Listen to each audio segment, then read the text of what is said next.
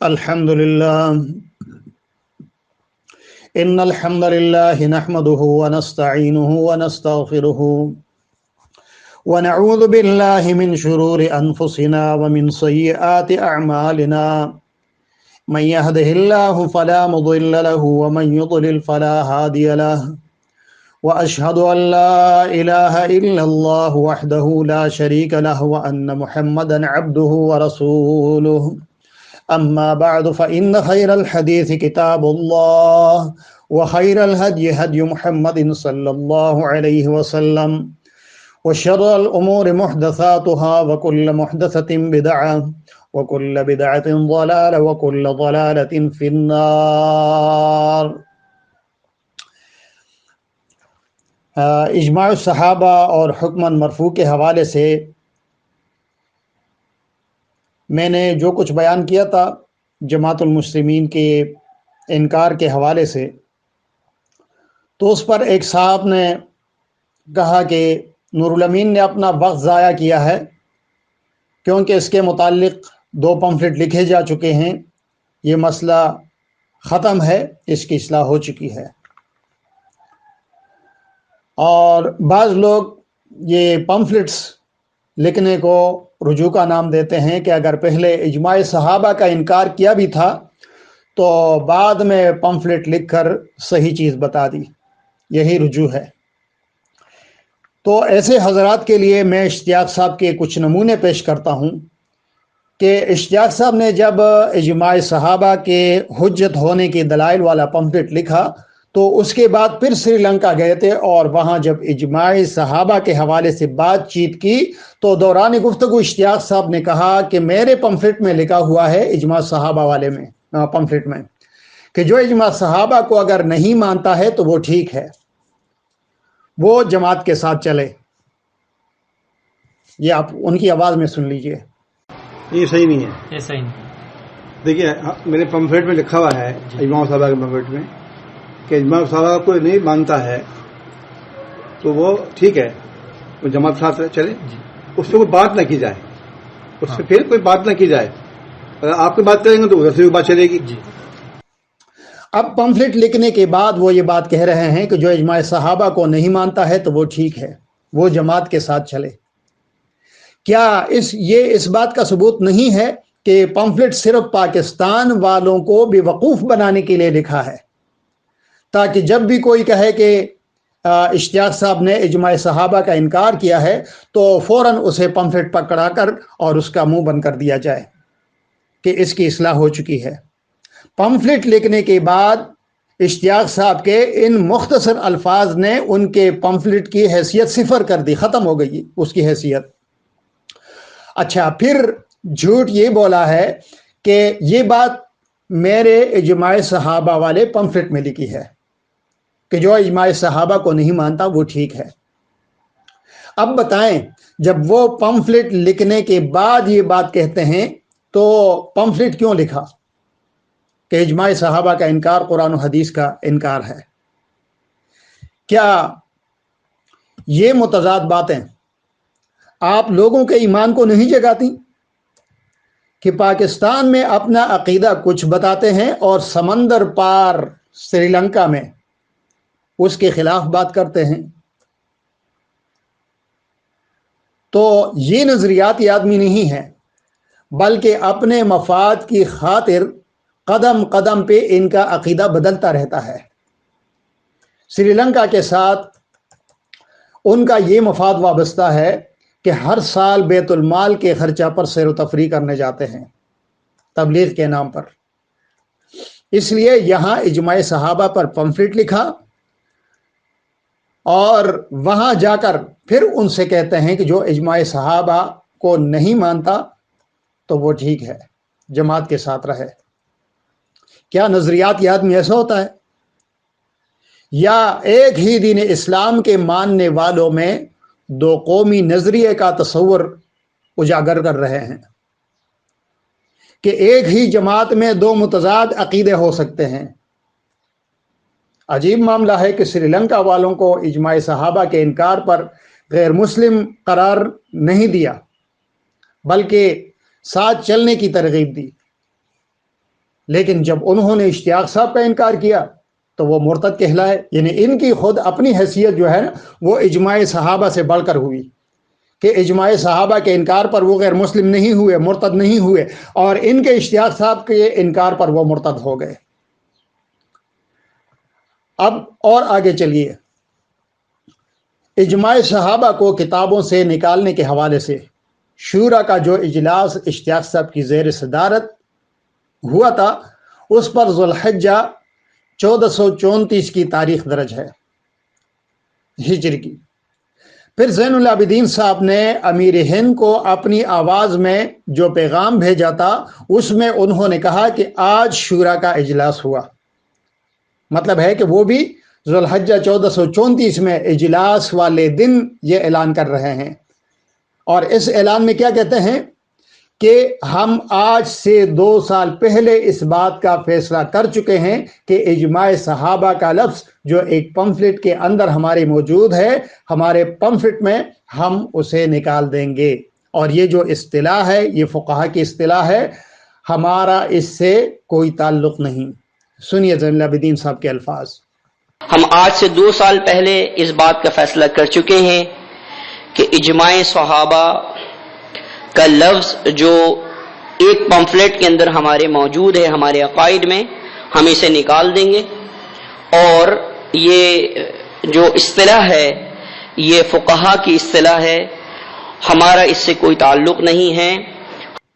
یہ اس بات کا ثبوت ہے کہ زبانی کلامی یہ فیصلہ 1432 ہجری میں ہوا تھا، لیکن پاکستان والوں سے اس بات کو چھپایا ہوا تھا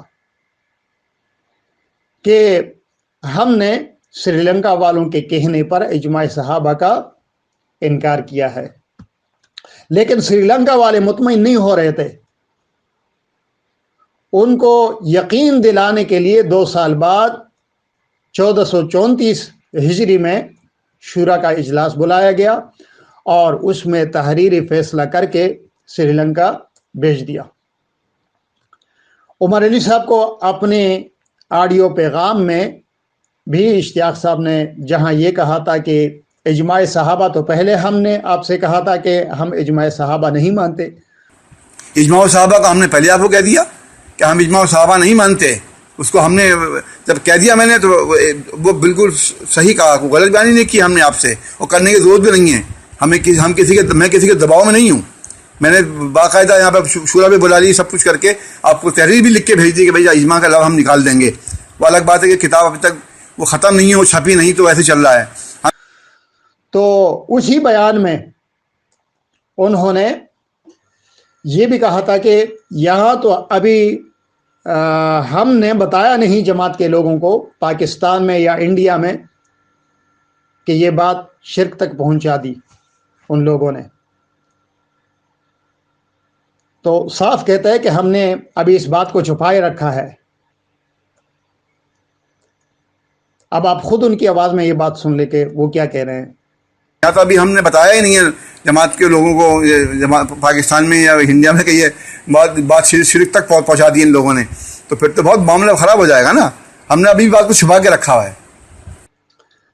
تو پاکستان میں جماعت کے لوگوں سے چھپایا ہوا جو معاملہ تھا اس کی وجہ کیا تھی؟ کیوں چھپایا پاکستان میں لوگوں سے؟ حق بات چھپائی جاتی ہے یا بتائی جاتی ہے؟ جب انہوں نے اجماع صحابہ کو شرک کہہ دیا تو حسب عادت ان کے ساتھ لا تعلقی کا اعلان جاری کرتے، جیسے کہ ان کو بہت جلدی ہوتی ہے، کسی کو بھی کوئی غلط فہمی ہو جاتی ہے تو بس فوراً اٹھا دیتے، وہ غلط فہمی کی وجہ سے جماعت سے نکل گیا. لیکن یہاں خود اقرار کر رہے ہیں 2 سال پہلے کہ انہوں نے اجماع صحابہ کو شرک کہہ دیا تھا، پھر بھی مسلسل وہاں کے دورے چل رہے ہیں، وہاں پر سارا سیر و تفریح ہو رہی ہے، اور ان کو یہ کہا جا رہا ہے کہ بھئی تم چلو جماعت کے ساتھ، اگر اجماع صحابہ کو کوئی نہیں مانتا تو پھر بھی ٹھیک ہے.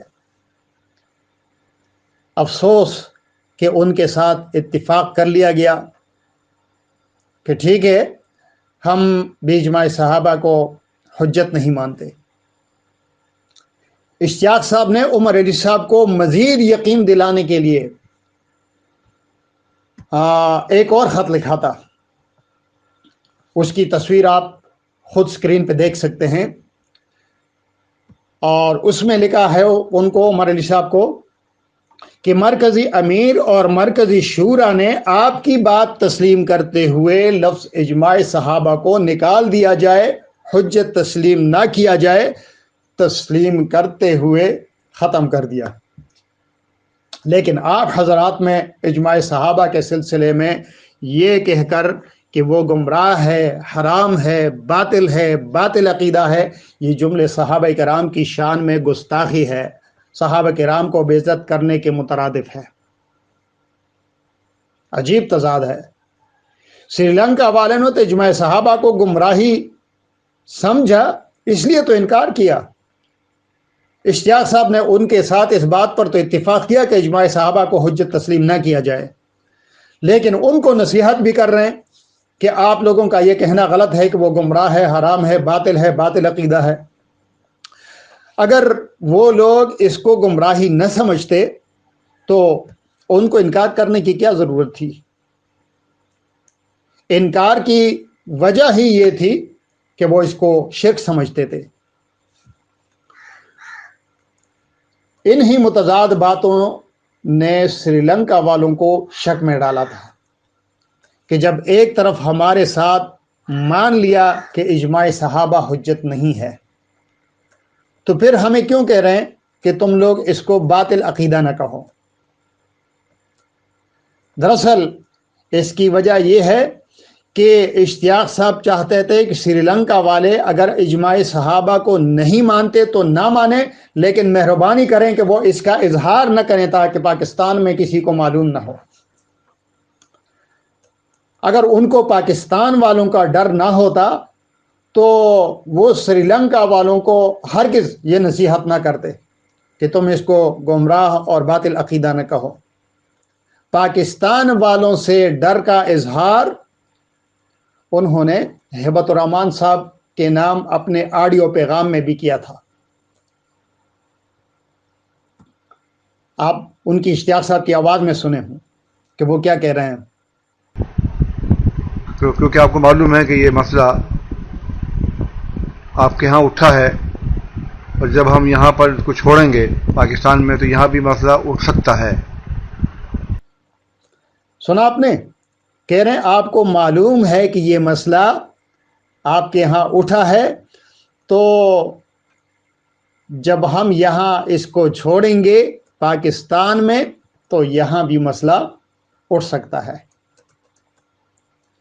یہی وہ خوف اور ڈر تھا کہ سری لنکا والوں کے ساتھ اتفاق تو کر لیا تھا کہ اجماع صحابہ حجت نہیں ہے، لیکن یہاں پاکستان میں اس کو چھوڑنے سے ڈر رہے تھے. یہی وجہ ہے کہ 1432 ہجری میں زبانی کلامی جو فیصلہ کیا تھا، نہ تو اس کا پاکستان میں کسی کو علم تھا کہ ہمارے عقیدے کا سودا ہو گیا ہے، اور نہ ہی 2 سال بعد شورا کے اجلاس میں ہونے والے فیصلے کا کسی کو علم تھا، کیونکہ ان کو یقین تھا کہ پاکستان میں اس پر مسئلہ اٹھ سکتا ہے. اب کسی کو یہ غلط فہمی بھی نہیں ہونی چاہیے کہ صرف اجماع صحابہ کے الفاظ نکالنے کا فیصلہ ہوا تھا، کیونکہ سری لنکا والوں کا اعتراض صرف اجماع صحابہ کے الفاظ پر نہیں تھا، بلکہ اجماع صحابہ سے ثابت اعمال پر بھی تھا. مثلا عید کے دن تقبل اللہ منا و منکا پڑھنا صحابہ کرام کا عمل ہے، وہ پڑھتے تھے. رسول اللہ صلی اللہ علیہ وسلم سے صحیح حدیث میں یہ دعا پڑھنا ثابت نہیں ہے. سری لنکا والے اس دعا کو اس لیے نہیں مانتے کہ یہ صحابہ کرام کے عمل سے ثابت ہے، رسول اللہ صلی اللہ علیہ وسلم سے ثابت نہیں ہے. اس طرح اور بھی کئی اعمال ہیں جن پر پاکستان کی جماعت المسلمین عمل کرتی ہے، اور سری لنکا والے ان اعمال کو بدعت کہتے ہیں، بلکہ شرک بھی کہتے ہیں. میں اس وقت صرف عید کے دن پڑھنے کی دعا تقبل اللہ منا و منکا کی مثال پیش کرتا ہوں کہ اشتیاق صاحب نے اس دعا کے متعلق بھی سری لنکا والوں کی بات مانی تھی. عید کے دنوں میں یہ دعا جماعت کے ویب سائٹ پر اور فیس بک پیج پر لکھی جاتی تھی۔ جب سری لنکا والوں نے یہ دعا جماعت المسلمین کے ویب سائٹ اور فیس بک پر دیکھی تو انہوں نے محسوس کیا کہ یہ لوگ تو ابھی بھی اجماع صحابہ کو مانتے ہیں۔ جب اشتیاق صاحب سری لنکا کے دورے پر گئے تو انہوں نے ان سے بات کی، سری لنکا والوں نے۔ اشتیاق صاحب نے ان کو قائل کرنے کی کوشش نہیں کی اور الٹا ان کو انہی کے لیٹر پیڈ پر ایک تحریر لکھ دی جس کو آپ سکرین پر دیکھ سکتے ہیں۔ اس میں لکھا ہے کہ جماعت المسلمین کا عقیدہ صرف ماخذ قرآن و حدیث ہے، اس کے سوا اور کچھ نہیں، صرف اس کی اتباع کرنی چاہیے۔ فیس بک پر میری اجازت سے یہ الفاظ تقبل اللہ نہیں ڈالے اور نہ مجھے اس کا علم ہے۔ مجھے سری لنکا آنے پر معلوم ہوا، واپس جا کر تحقیق کروں گا انشاءاللہ۔ جماعت کے ویب سائٹ کو ویوراسٹ لکھا ہے، پر کس نے ڈالا ہے مجھے اس کا بھی علم نہیں ہے۔ یہ آپ دیکھیں، یہ سری لنکا والوں کا لیٹر پیڈ اور یہ اشتیاق صاحب کے دستخط ہیں۔ تو اگر تقبل اللہ منا و منکا کا پڑھنا اشتیاق صاحب کے نزدیک حق تھا تو اس پر ڈٹ جاتے کہ ہم یہ مانتے ہیں اور عمل بھی کرتے ہیں۔ یہ تحریر دینے کی کیا ضرورت تھی؟ کیا اشتیاق صاحب کو معلوم نہیں تھا کہ جماعت کا ویب سائٹ اور فیس بک پیج کون چلا رہا ہے؟ کیا یہ ان کا جھوٹ نہیں ہے کہ مجھے معلوم نہیں کہ جماعت کے ویب سائٹ پر یہ کس نے ڈالا ہے؟ یہ شعبہ فیصل رفیق صاحب کے پاس ہے، یہ اشتیاق صاحب اچھی طرح جانتے ہیں۔